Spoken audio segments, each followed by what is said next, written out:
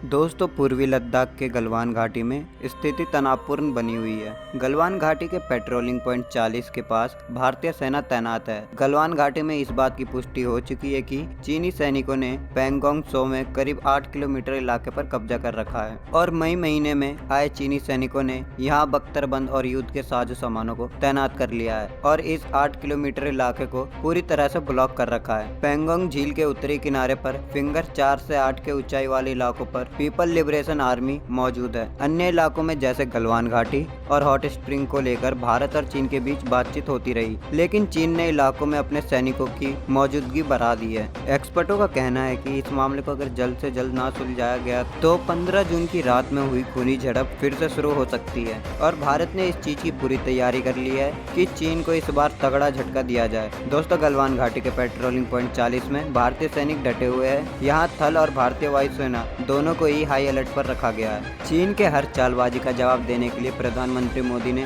सेनाओं को पूरी छूट दे दी है। इसी इलाके में 15 जून की रात को खूनी झड़प हुई थी। घटना होने के बाद chief of defence staff general Bipin Rawat ने कहा कि भारत और चीनी सेना पीछे हट गए हैं, लेकिन प्रधानमंत्री मोदी के भाषण के बाद दोनों देशों की सेना गलवान घाटी के लाइन ऑफ एक्चुअल कंट्रोल में काफी अंदर है। दोनों देशों की तरफ से इस इलाकों में युद्ध के साजो सामान मौजूद हैं और दोनों देशों की सेनाएं पीछे हटने को राजी नहीं है। गलवान घाटी में हो रहे हालातों को देखकर अगर रोका नहीं गया तो स्थिति और भी ज्यादा बिगड़ सकती है। ऐसे में दोनों देशों के बीच कभी भी युद्ध शुरू हो सकता है। रक्षा एक्सपर्टों का मानना है कि सोमवार रात को हुई खूनी झड़प में भारतीय थल सेना के 20 जवान शहीद होने के बाद हालत काफी तनावपूर्ण है। दोनों देशों के हालात ऐसे है कि कभी भी दोनों देशों की सेना आमने सामने आ सकते हैं, लिहाजा जल्द से जल्द इस बात को दोनों देश सुलझाने में लगे हैं। भारत बातचीत के लिए तैयार है, लेकिन चीन के पिछले चालबाजी को देखते हुए भारतीय सेना पूरी तरह से सीमा पर तैयार है। दोस्तों, पिछले दिनों गलवान में जो हुआ है ऐसा 45 साल बाद देखने को मिला है। इन सालों में ना तो वहाँ कोई गोली चली थी,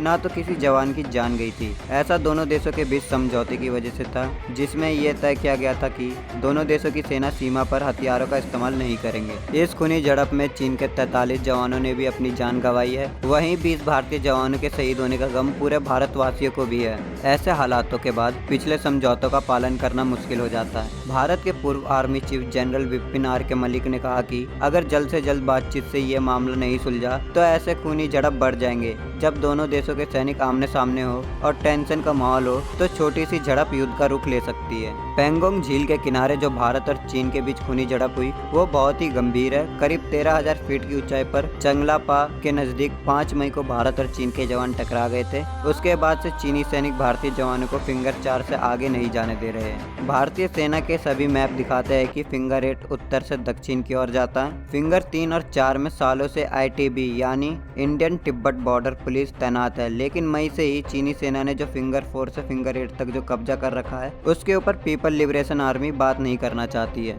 भारत ने साफ कह दिया है कि चीन अपने कदम उन जगहों से पीछे कर ले जिसे लेकर दोनों देशों के बीच मत अलग अलग है। भारत चीन के साथ पहले वाली स्थिति चाहता है, जिसके लिए चीन को पैंगोंग के किनारे पर बनाए अपने इंफ्रास्ट्रक्चर और बंकर को गिराना होगा, जिसमें काफी वक्त लग सकता है। दोस्तों, आपको क्या लगता है, क्या चीन भारत के कहने पे पैंगोंग के किनारे बनाए अपने इंफ्रास्ट्रक्चर और बंकर को नष्ट करेगा? कमेंट बॉक्स में अवश्य बताएं। साथ ही इस वीडियो को लाइक और अपने दोस्तों के साथ शेयर करना बिल्कुल भी ना भूलें। अगर आप हमसे इंस्टाग्राम और फेसबुक में जुड़ना चाहते हैं तो आप हमें इंस्टाग्राम और फेसबुक में जरूर फॉलो करें। लिंक आपको डिस्क्रिप्शन बॉक्स में मिल जाएगा। अगर आप हमारे चैनल पर नए हैं और आपने अभी तक हमारे यूट्यूब चैनल टेक्नोफ्रिया को सब्सक्राइब नहीं किया है तो अभी सब्सक्राइब कर ले। साथ ही बगल में जो बेल आइकन है उसे भी ऑल में क्लिक कर ले ताकि हमारी आने वाली नई वीडियो आप तक सबसे पहले पहुंच सके। तो दोस्तों, मिलते हैं नेक्स्ट वीडियो में। तब तक आप अपना और अपने परिवार का ख्याल रखें। जय हिंद, जय भारत। दोस्तों, हमारे चैनल को सब्सक्राइब करना ना भूलें और साथ ही इस बेल आइकन पर क्लिक कीजिए ताकि सबसे पहले नोटिफिकेशन आप तक पहुंच सके।